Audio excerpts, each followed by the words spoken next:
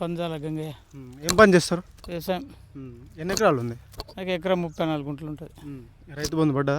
రైతు బంధు పడలే ఇంకా. అంటే మరి ఇది ఎకరం 34 గుంటలు పడ్డది.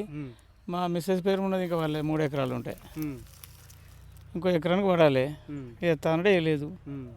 ఇప్పటివరకు వేయలేదు? ఇప్పటివరకు వేయలేదు. 3 ఎకరాలకు వేసిందని చెప్తుండగా? వేయలేదు 2 ఎకరాల వరకే పడ్డది.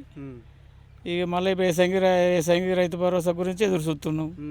అది ఎత్తడయ్యాడా ఇంకా క్లారిటీ లేదు. ఎలక్షన్లు ఉంటే ఎత్తడు, లేకుంటే లేదు, అంతే. ఒడ్లు వేసుకున్నారా? వడ్లు ఇంకా వేయలే. ఇంకా సన్నబడ్లు అంటారు, దొడ్డు వడ్లు అది అంటారు. మరి సన్నబడ్లు వరి అసలే కండి కొనను కూడా అంటుండు రేవంత్ రెడ్డి. వేయకపోతే ఎట్లా బతారు? రైతేరా రాజు అంటాడు. వడ్లు వేయకపోతే రైతు ఏ రకంగా బతాడు? రైతు ఆధారపడితే వ్యవసాయం మీద. వ్యవసాయం వడ్లు ఎక్కువ వస్తాయి, వేరే పంట వేస్తే చీడపీడలు. ఇప్పుడు 6 గ్యారెంటీలు మీ ఇంట్లో అమలు అవుతుందా? వస్తుందా పథకాలు? ఏదైనా 6 గ్యారెంటీలు ఎక్కడ? పెన్షన్లు పెంచుతాను, పెన్షన్లు పెంచపాయి. 4 ఏళ్ళు ఇస్తానంటే ఇవ్వలేదు. గవే ఇత్తడు పాత పెన్షన్లే. బస్ ఫ్రీ ఎట్లా ఉంది అంకుల్? మాకు ఇంకా పల్లెటూరు. ఈ స్కూల్ చాలా అయితే బస్ వస్తా, లేకుంటే లేదు. అందులో పిల్లగాలే పోతారు వేరే వాళ్ళు. గ్యాస్ వస్తుంది 500కు? 500కి వస్తలేదు గ్యాస్. 500కే చెప్పిండు కదా రేవంత్ రెడ్డి. అర్థలేదు. అందరికి కొంతమందికి ఇచ్చారు, అందరికి వెళ్ళే ఊళ్ళే. 400-500 మంది ఉంటే 100 మందికి ఇచ్చారు. ఇప్పుడు జీరో కరెంట్ కూడా అమలు అవుతుందా ఇంట్లో? వస్తుంది, జీరో కరెంట్ వస్తుంది. సన్న బియ్యం వస్తున్నాయి. ఇప్పుడు ఎట్లా ఉంది ఇప్పుడు రేవంత్ రెడ్డి పరిపాలన? ఎట్లా ఉంది ఇప్పుడు చూసుకుంటే? రేవంత్ రెడ్డి పరిపాలన చేసిన వాగ్దానాలు చేస్తే మంచిగా ఉన్నట్టు, ఇవ్వకపోతే ఎలా బాగుంటుంది? వాగ్దానం తప్పిండ అన్నట్ట? తప్పినట్టే కదా మరి. 2000 పెన్షన్ 4000 అని, 4000 6000 అని. రైతు బంధు 15,000 ఉన్నది, 15,000 6,000 చేసి అది కరెక్ట్ ఇస్తలేపాయి.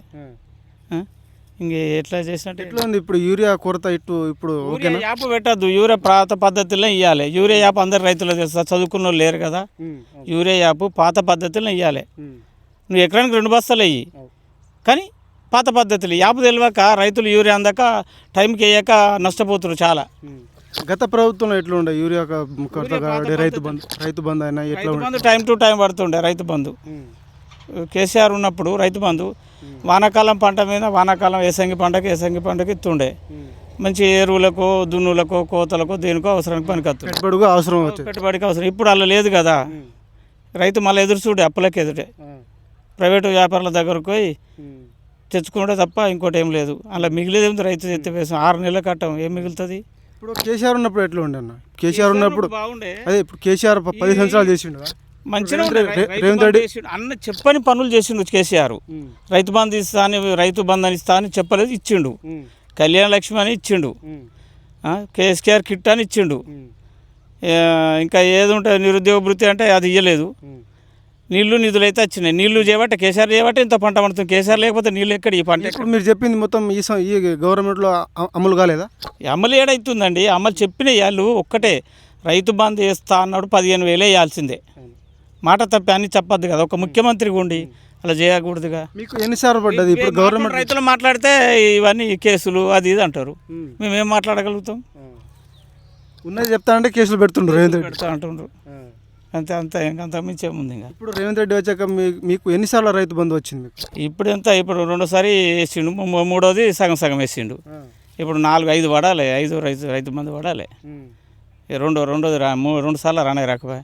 ఇప్పుడు రైతులకు కూడా రేవంత్ రెడ్డి ఏమంటుంటే, రైతులకు కూడా 3 గంటల కరెంట్ చాలా అంటున్నారు. 3 గంటల కరెంట్ ఏడు సరిపోద్దండి. 3 కరెంట్లు ఇక్కడ 7 గంటలు ఇచ్చినప్పుడే సరిపోలే కేసీఆర్. 24 గంటల కరెంట్ ఇచ్చిండు. వచ్చినాక మళ్ళీ 5 సంవత్సరాలు చేసిండు 24 గంటల కరెంటు. అప్పుడు సరిపోయింది.